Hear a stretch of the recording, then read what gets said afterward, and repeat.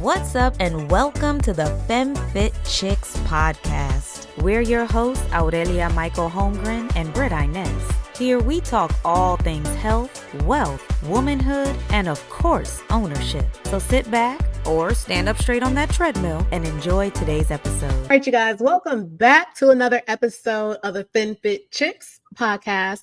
And we are super excited to bring to you guys today a very, very special guest on our show, Miss Priscilla Seitz. So we are going to dig into a lot of things. And as you guys know, please take a minute, like, comment, subscribe while you are here, because today it's going to be some gems. We're going to drop some nuggets for you guys out there. So first, I am super excited to have you on this show. I have been following you for years now. Literally at least 3 years. I feel like I've been following you online. We've been like Instagram friends. Oh yeah, yeah. Might even be, even longer than that, because we were teammates at one point. When you were competing, and then that's how we kind of all met, and then boom, now we're all here. So I am just really excited just to kind of for you to share more about your evolution, because I have watched you first of all, do your thing as a business owner, entrepreneur, who you're empowering other women to be unapologetic about their expression, their brands. I watched you turn pro. I watched you pivot your brand and everything in between. So how about you just start off telling us a little bit about you? Yes, thank you so much, Brittany. Yeah, I mean, we have been in each other's worlds for a while, and same goes for me. Like, just being able to watch where you have even evolved in the different areas and competing, not just that though, just like really standing and owning your voice and your power and your truth. Like, anytime I need a motivational pick me up, even to just like get my ass in the gym, I'm like, I'm going to go to Brittany's page because I some fine ass photo that I'm like, I'm like, oh yeah, one day I'll be a model too. But so my name is Priscilla Seitz, and I am the owner and founder of Mindful Armor Creative, as well as the Death of Playing Small. So this is a new brand that I'm launching, and I'm literally inviting you to write your eulogy. We are breaking the chains to playing small, going all in on your big vision, using your voice, and just really authentically showing up. So I'm so excited to be launching that. And I have been a business owner. I was in the competitive world from 2014 to 2019, 20-ish. So over COVID, of course. I had just got my pro card in 2019. I went full-blown off-season. It was like the best off-season I'd ever had. And I was planning to go to the Arnold. I was just supposed to work a booth. And so like post-show was going so well. And I just was feeling really, really good. I, at the time, was a marketing director for a gym on Long Island. And I was living in New York at the time. So COVID hit. And it was not just like, I just kept seeing everyone, oh, I just cleaned out my whole closet and like doing all these things. And I was like so jealous because I, on the other end, was working 70-hour work weeks. I had to build the gym, the virtual side of things for us to survive. My marketing assistant quit 2 weeks prior to COVID, not knowing COVID was going to happen. So I was by myself. We were like in the depths of trying to build a virtual gym to survive. And it was a lot. Like, there was a day that I had only taken 250 steps. And I was like, I cannot, like, this is bad.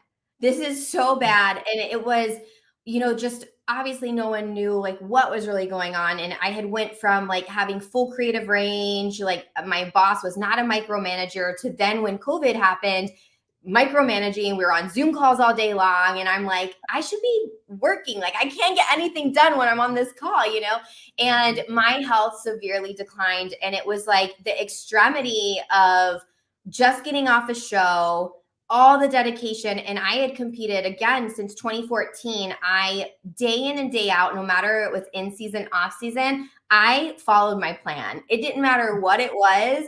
I was dedicated to getting that pro card. And even post show, getting pro, like I was still it was just my lifestyle at that point. And so when this happened, it really was like, I felt like I had abandoned myself and I didn't feel like myself again.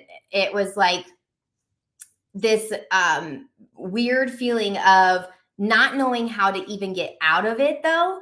And so in 2020, I ended up quitting that job after just like realizing how much my health was being affected.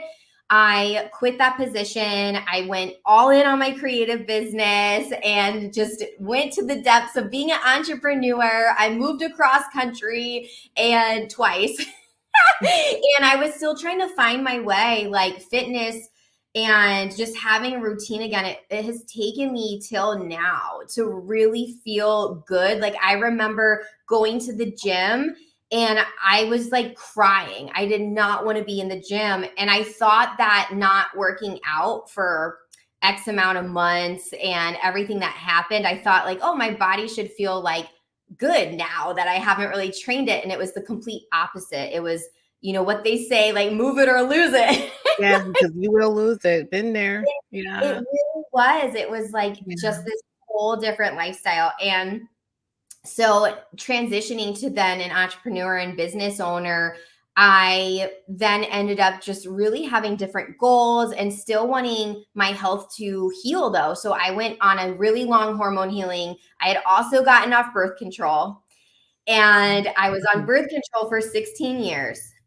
So compilation of getting off the hormonal birth control, COVID stress, and moving across country, a narcissistic ex partnership that I had to leave. Like there were so many things. My life was upside down. And so I ended up moving back home to Florida and putting my health first, putting my mental health first. And it's been a few years now. And I finally, though, today, like I get excited to go back to the gym. I love taking care of my body. It just looks a little different, but it did take a while and I still struggle actually with the competitive mindset and how you can get to a lean body when you are on your regiment and competing for a show, or even the body image. And like, I often will like look at my stomach and it's like, why does my stomach define how fit I am?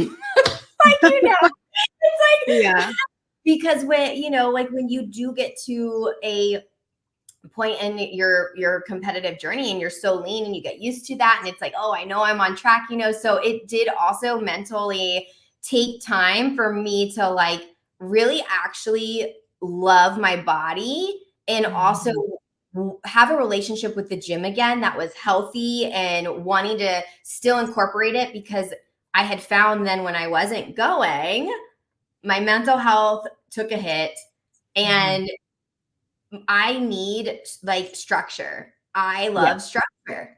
And so it really was, a lot of trial and error. And so now I'm running a business, multi-figure business. I have a new brand coming out that I'm launching. We're going to have an in-person retreat with that as well. And I'm doing some big things like in the creative industry. I specialize in full sensory branding and creating a sensory experience for your clients. And so I'm really just like diving into that alongside, though, now really getting back into my health, focusing back on like not just feeling good and being in the gym, but now I'm ready for like that next challenge.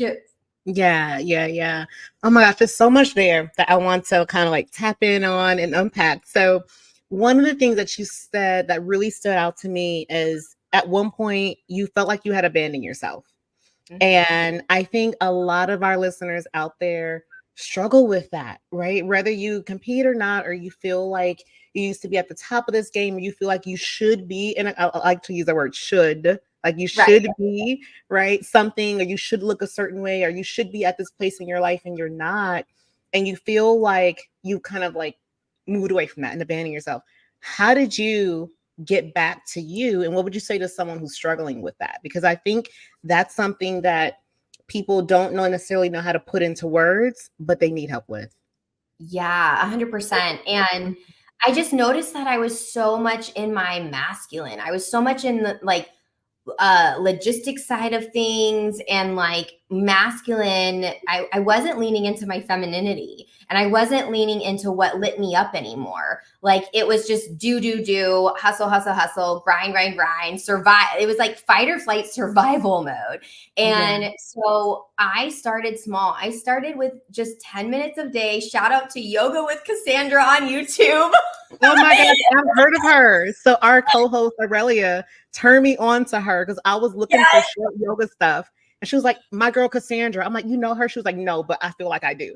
So that's how much I've heard about this girl already. Okay, come on, Cassandra. Oh, we're gonna shout her out because Yoga with Cassandra saved my life. Like it started out with just 10 minutes a day. I did her 30-day challenge, and it was again just like finding like what worked for me and not what I was expected to do, or the pressure. Like you said, it's like we can have all these expectations or pressures, whether what age you are or where you are in your life. Like I don't have kids yet. I'll be 35 in March, no kids. I'm not married. So, it is a lot of those factors that come into play. And what I found was the more that I tapped into my expression and in my body, and now beyond yoga, I started with the yoga and started really diving deeper into like who I was as a person. And I even remember on those really hard days over COVID, I would walk my little miniature Pomeranian Mufasa. And when I had such like this, like, just this negative talk in my head, and like I was feeling so shitty about my body, I would just like look at Mufasa and be like, Mufasa loves me no matter if I'm fat, if I'm this small, and like his little heart helped me. But yeah, it's like those little small things that just like understanding even who you are outside of your body, outside of your fitness goals, and owning that. And like, so from my journey, I went from yoga to then getting back into certain fitness boot camp classes where I didn't have to actually think about what I was doing. And it was like fun. I was with a community, and I really leaned into my girlfriends and just those people that loved me for who I was. And it didn't matter. They didn't judge me no matter what.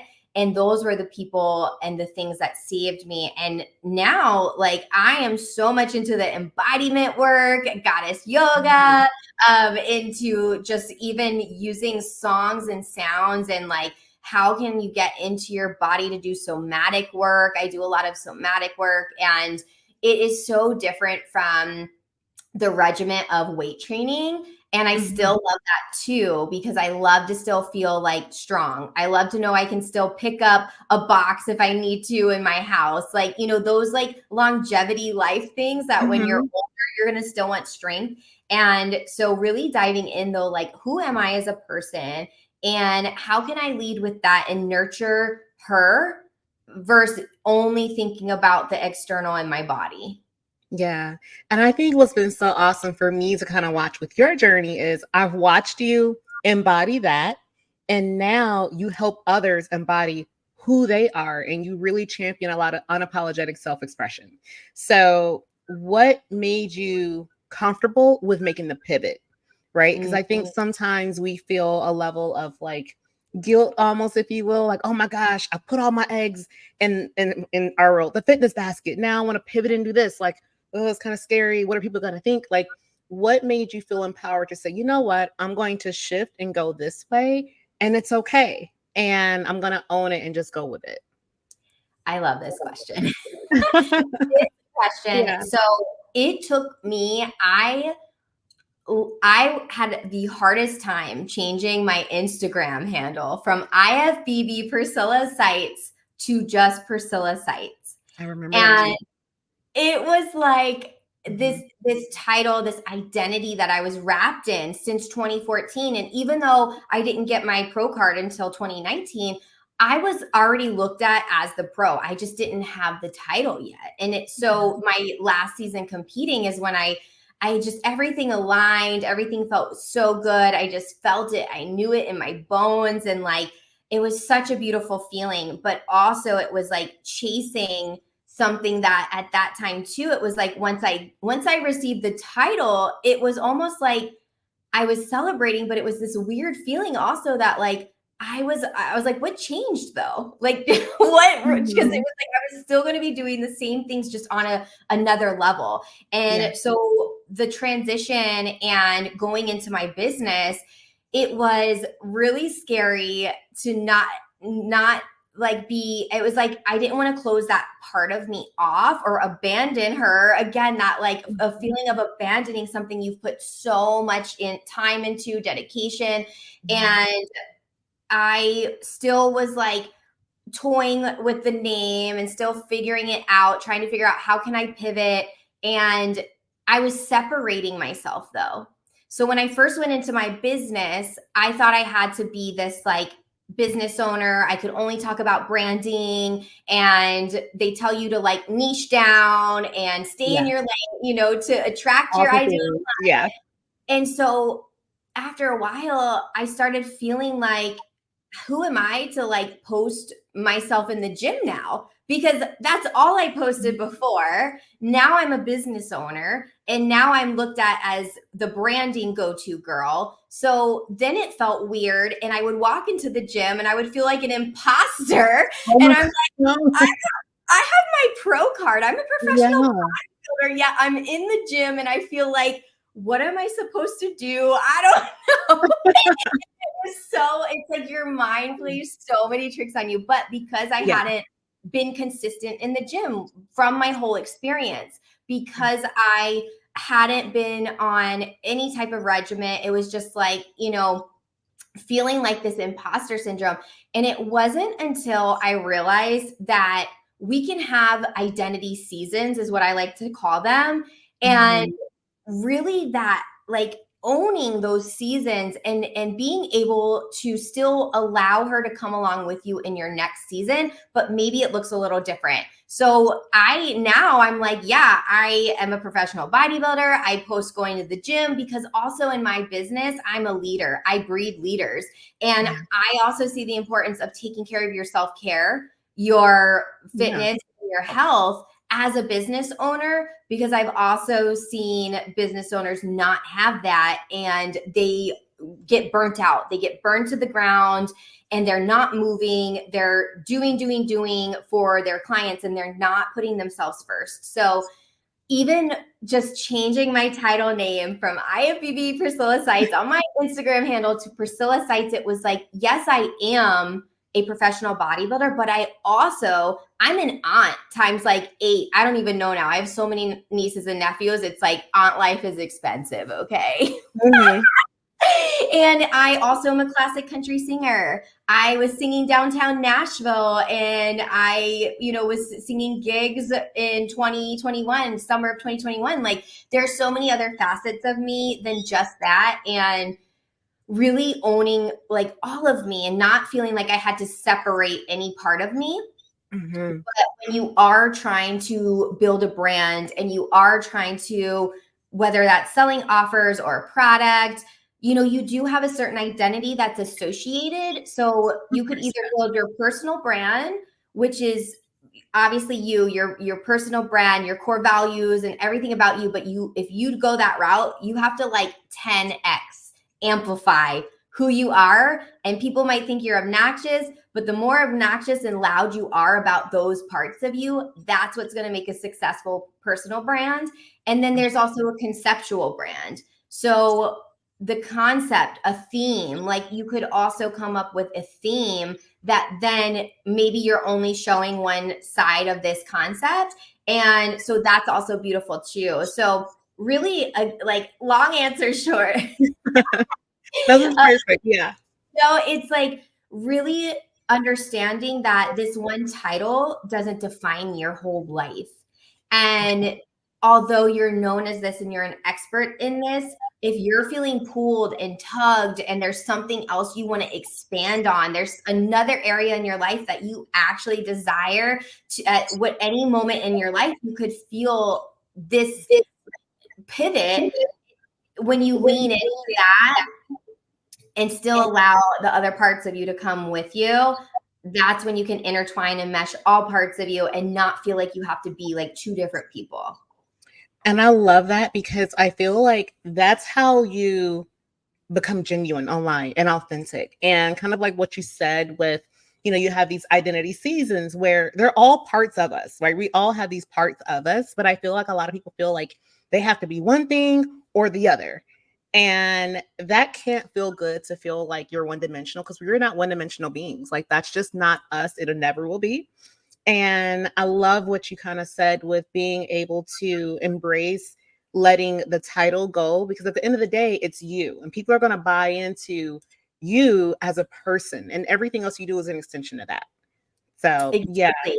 And Mhm. even thinking about it as like sub brands, like you're the main brand Yeah. and you're different if you're a content creator, or if you are, in your fitness, your competitive, season, like, all of these things are sub brands essentially of who you are, and allowing yourself to evolve. And I personally feel like every identity season is just evolving us to learn to ultimately how to unconditionally love who we are and to our core. Absolutely. And I feel like it gives other people the permission to love all parts of us too. Because if you only show, for lack of better words, like just exercises and workouts, like you're always going to be like, oh, okay, well, that's Priscilla. She's in the gym working out again. Mm-hmm. But start to see you, like when I saw you as a singer, like I've seen you do stuff also with announcing as well. Like I'm just like, oh my gosh, this girl got stuff going on. Like I remember seeing all that, and on the outside looking in, I'm like, wow, it just made you so much more powerful to me as a person, and a lot more interesting, a lot more human like. And I feel a lot of people out there need to hear that it's okay to show these other parts of you and to not shy away from it. But I also feel on the other side of it, people might struggle with feeling like, well, it just feels like I'm just putting whatever out there. There's no rhyme or reason, there's no strategy behind it. But there is a fine line between putting your other identity, seasons out there, and also it being strategic to building your personal brand and strategic to like kind of building that umbrella. So can you touch on that a little bit? Yeah. And that comes down to like how you are marketing. It's like you are the personal brand. And when you can figure out, like, even for you, Brittany, I know that you are an affiliate. You have all these brands that are paying you to use their products and make content for them, and that user generated content, right? So that even just understanding what your core values are.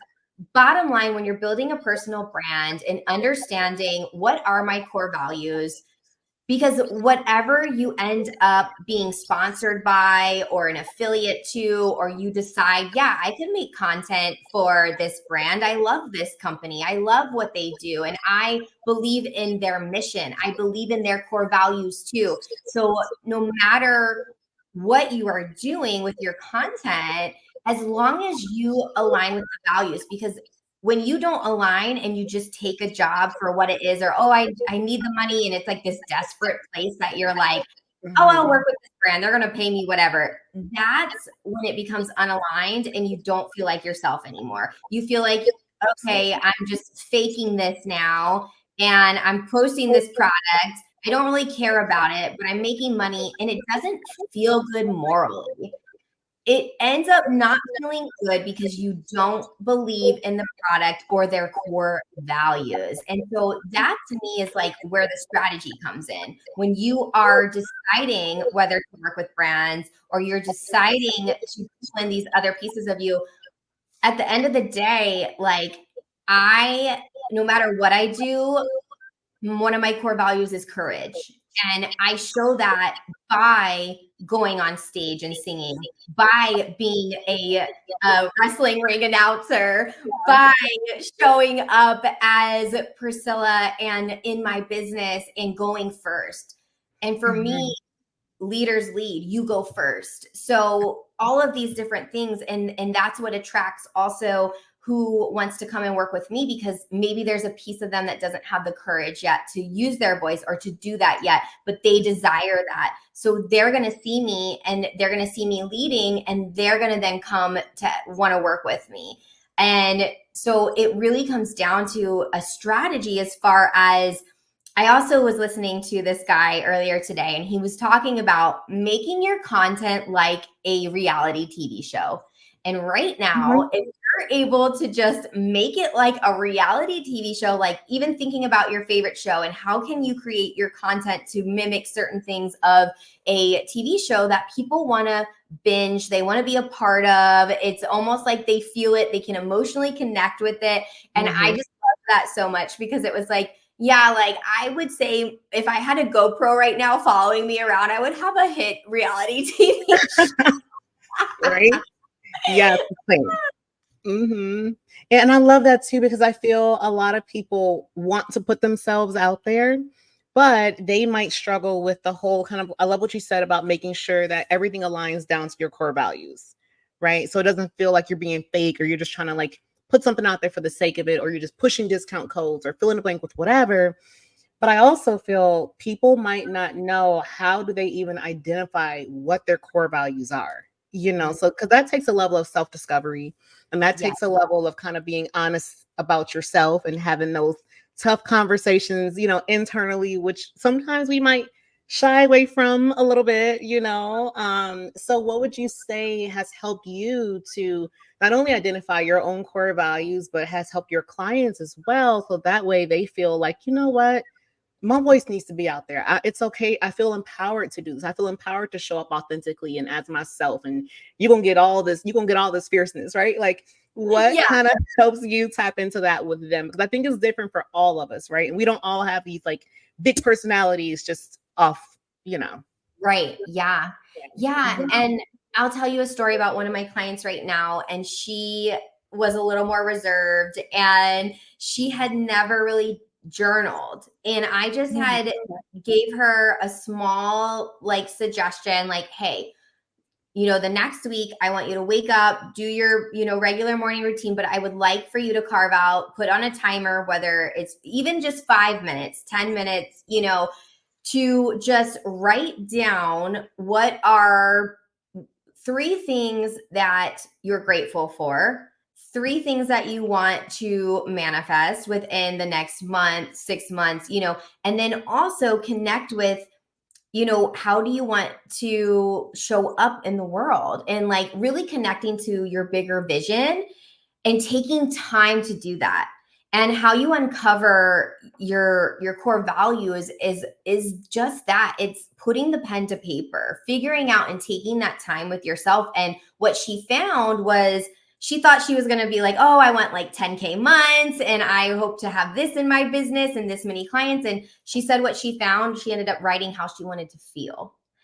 And so then that led her to journal more, and it led her to understand even what she valued, and it was family. And that's one of my like top main core values, and family forever is like a number one for me. And that is why actually she was attracted to me, and we ended up having a deeper conversation in that relationship building around family. And so our personalities were completely different. I'm loud, obnoxious, like party girl here. And she was very reserved, agriculture, homestead. Like she was in the military, more reserved. And she didn't actually think that we would mesh or that she could work with me because she thought our worlds were so different. But then once we started relationship building and talking about family, we really had a deeper connection. And then the curtain started slowly opening, and she started opening up more and really connecting to who she was as a person. And it wasn't about these things she actually wanted in the business anymore. It was how she wanted to be an example for her children and show up in the day for her children, how she wanted to impact her clients. She started showing up more confidently, even when she was taking care of her clients, because she was like, this is so much more than a day-to-day mundane running a business. Like this is the impact I'm making. And this is not only how I want to feel, but how I want the people who are in contact with me to feel. So I would say to start with even just journaling and taking time to connect with your bigger vision every day. Because when you can do that, same thing like in the competitive world, like I remember training, and I'll still today like be leg pressing and like pro card, do it for the pro card, and just in that manifestation. And it's like, Yeah. now, okay, Priscilla, do it because you have the program. Like, do it. Like, Mhm.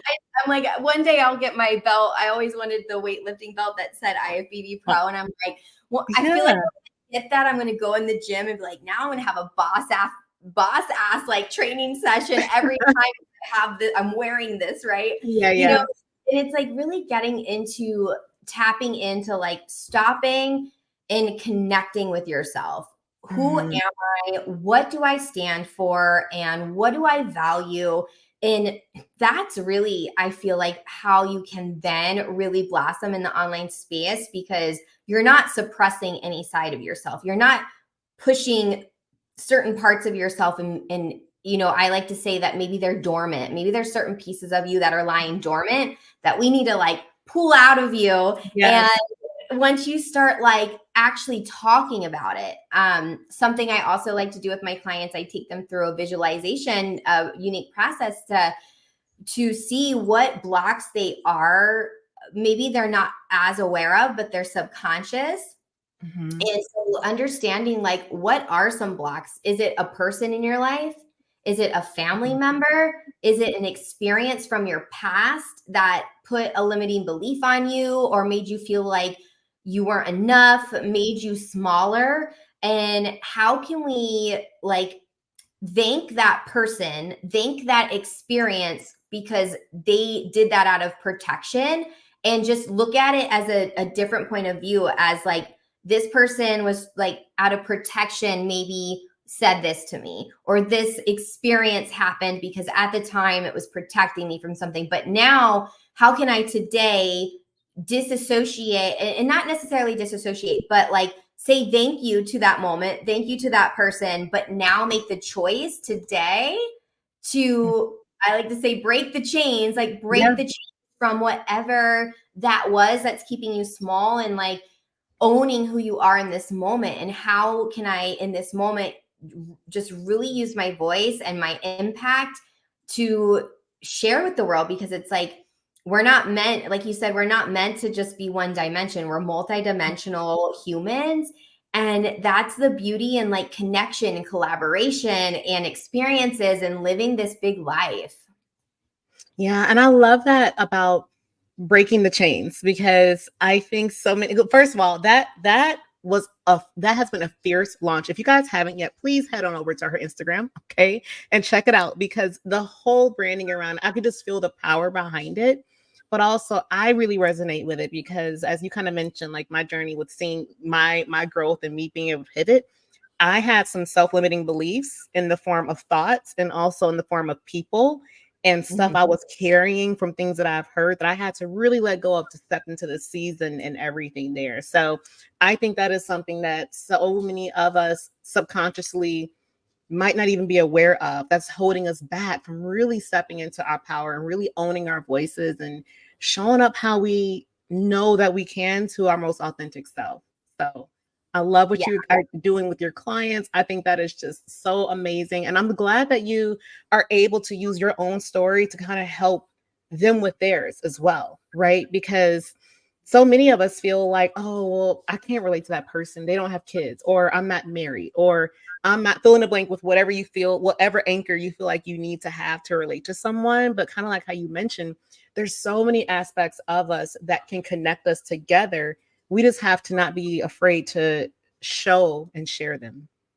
Yeah. 100%. And it's like, even singing for me, for example, when I was younger, I wanted to apply, like no one in my family really went to college. And so I was just going to go to community college, like my girlfriend, and I actually wanted to apply to Belmont University, which is the school in Tennessee. And so I was so afraid to ask my dad for the application money because he was a single dad. We didn't really have much. And so I finally had shared I wanted to apply to Belmont University, and he's like, well, the music industry is hard. That was a limiting belief that unintentionally, my dad was my biggest supporter, my best friend, my rock. I was, so close with my dad. And that was out of his protection though, because he had saw my mom, who tried to make it in the music industry, get hurt time and time again when she wasn't chosen, whether she didn't write her own music, or maybe something happened, somebody knew somebody. So then, all those things that come into play. And he just watched her get her heart broke so many times, and he didn't want to see me go through that. So it wasn't that he was saying, no, you can't, but that was his way of like protecting me from that heartbreak, where the generational break there, where my mom would take things very personal. I'm definitely somebody that's like, okay, when's the next one? Like, if I don't get chosen, I'm like, all right, when, because there could be 1,000 no's, but then there's that one yes that could change your life. And it's like, so I think about that moment, and I like to share that moment because it was a limiting belief for so long that I didn't actually pursue music. And now I'm re-exploring. And I also moved back to Nashville in 21, and I then lost my dad not even 2 weeks later. So I had to move home from Nashville back to Florida. And so I was like, okay, there's a lesson, there's something in this for me, and now just exploring music again and putting that back in my life, and knowing that, like, even whether it's music, whether it's your content, your business, whatever you're doing, like looking at it as art. And you can't get art wrong. No matter what you're doing, you can't get it wrong. So, you may have opinions from others, judgment from others, but ultimately at the end of the day, if you have yourself and your vision, that's all you need. And I love that, because I think a lot of us, and I won't keep you for long, but you just dropped so many gems. I feel like we could talk on and on and on. I know. But one of the things that you just said that I was just like, oh my gosh, that is such a big shift that it would free so many of us, is looking at limiting beliefs that others have put on us, not from a sense of them not believing in us, but because they love us, want to protect us. Right? Because I feel like if we kind of harbor that, and I've been guilty of it too. I'm just like, they didn't believe in me, they didn't support me, blah, blah, blah, But I'm like, wow, that's such a good shift in perspective, to look at it as, just because someone may not champion what you're doing, it doesn't mean that they don't want your happiness. They just want to protect you from being hurt or from being harmed or anything like that. So that is just a gem I just had to bring back up, because I know that's going to free someone out there who is listening to this right now. So we can, like I said, we can just go on and on and on about this, but what are some of the things, like what's something that you just want us to know about? I know you have your launch coming up. Like, what's something that you want to leave our listeners with today?